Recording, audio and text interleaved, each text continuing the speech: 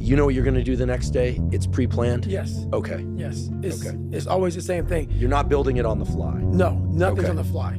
Nothing. So how it works internally for me is I put it exactly how it is. I'm an artist. And every day I'm painting Mona Lisa. Every day. But it's a different one. It's not the same painting. So every day I wake up, even though they're the same thing, it takes a different way to get there. So every day in my mind, I'm going through my mind, I'm just like, and a good painter will not just paint. He needs to create. And you can't create with phones and everything going around you. So you gotta block yourself off. You only do 2 podcasts in a year. You block yourself off and you're painting this thing inside, and you're going through all these different colors of paint and everything else. And you can only figure out the right painting if you spend the correct amount of time in your brain. So every single day, I'm literally going through my mind and I'm painting. I'm creating this masterpiece. And the masterpiece is always myself. But to do that, you cannot have any distractions. Because if you're talking to an artist and he's trying to think about the next painting, he can't. It's impossible to listen to you and listen to what your mind and body are telling you we must do. People don't do enough of. They don't do any of it. They don't have passion. They lack passion, drive, determination because you haven't spent time with yourself. Your mind will tell you what is next. But you haven't spent the time to go, all right, let me just figure this out. You're looking for, let me Google this and let me Google that and you're not gonna find it there because there's billions of people in this world and they're all supposed to be individuals. But we have a pack mentality. That's why you're so fucking lost. Why am I so unique? I'm being exactly what the fuck I was supposed to be. I ain't follow shit. And when I did follow shit, I was like everybody else. The second I said, okay, man, hang on, dude. You don't like this, you don't like this, you don't like this. Who are you, David Goggins? Who are you supposed to be? Miraculously, all these things just, I couldn't even, the list of shit I had to do just wham. It's like, fuck, okay. Wow. Once you sit down with yourself and say, okay, I don't want to be like Michael Jordan or Jim Brown. They're both born on my birthday, so I looked at their birthdays, like, oh, maybe I can be one of these. I can't. I'm going to be David fucking Goggins. And that looks like this. It just came, everything flooded. So every single day of my life, there's a different thing that comes up that I have to do. But no one knows what to do because everybody else is following steps. Like the Republican and Democratic parties. I'm not political. Neither am I. At all, for this reason. Republicans are gonna vote Republican. Democrats are gonna vote Democrat. You're not even a human fucking being, bro. No way all you fuckers agree with all the same fucking shit. And I know I don't. So once you figure out yourself and who you are, all the answers come. So every night, a different painting is being painted. And it's a beautiful painting for myself. I'm like, okay, that's it. It may look the same to most motherfuckers, but the end result is very fucking different. That's why my laundry, if you look at what I've done in 49 years, it's more than most people ever do in their life because they were a race car driver. And that's what they did. They drove a fucking car. It's great. I was all kind of shit because that's exactly what the painting was saying to do. It's what the mind was saying to do. It wasn't saying just drive a car, so then that race car driver didn't know what the fuck to do. He retires from being a race car driver and they're lost. People go, how are you still, I don't get it.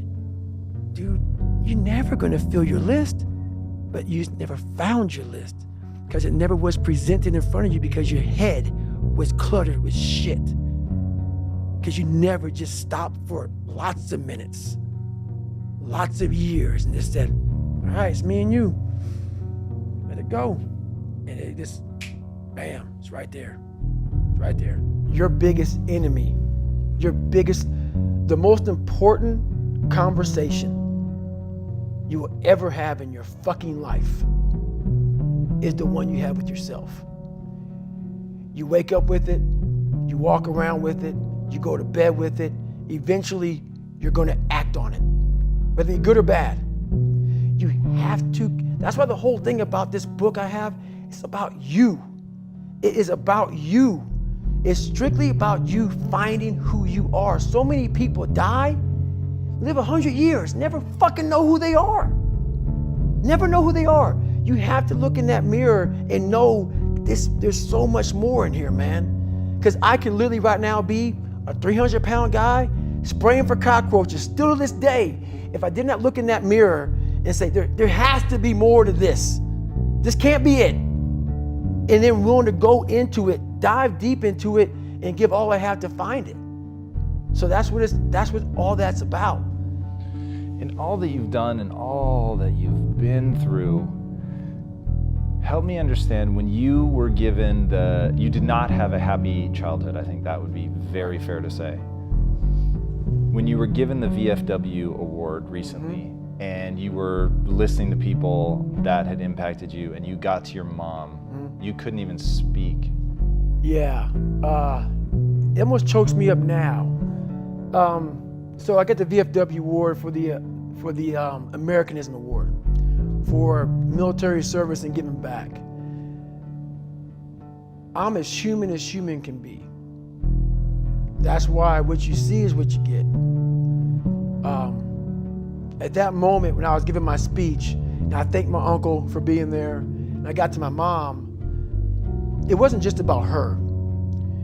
It was, I know what she went through, I know what I went through, and we got knocked down so much. I had a moment in front of all these great American heroes where I had a chance, it was like so fast, it went through me like lightning, of I can't believe I'm here. I can't believe I'm getting an award like this.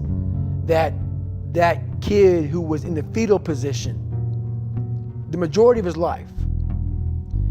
And so much the fact that my body and my hip flexors are tight to this day, that even though I was standing erect, my mind was in the fetal position.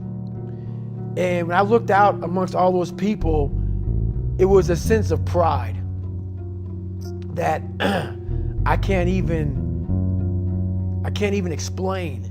It's the moments of 3 hell weeks. It's the moments of in that room by myself studying for hours and hours and hours, trying to catch up with all the kids who are above me. It's just those moments, like the real raw moments of life that was like, boom, hit me and we're gone. But I was like, I did that. I overcame that shit. You know, it's like, it's this power behind all that shit. And that's the feeling I was looking for in my life. I found it. It wasn't money, it wasn't fame, it wasn't awards. It was that feeling I have right now. The feeling of I'm about to break down, but it's not of like, oh my God, I'm upset. It's like I worked myself so hard that I turned a person this fucked up into this motherfucker right here. Not off of reading a fucking book off a theorist, off of going to work on myself and saying, I don't know how to do this, but I know that to get over there to that fucking side, I gotta grind myself into a fucking fine powder. And I did it. I did it off of sure will. And very few people will know how that feels. Very few.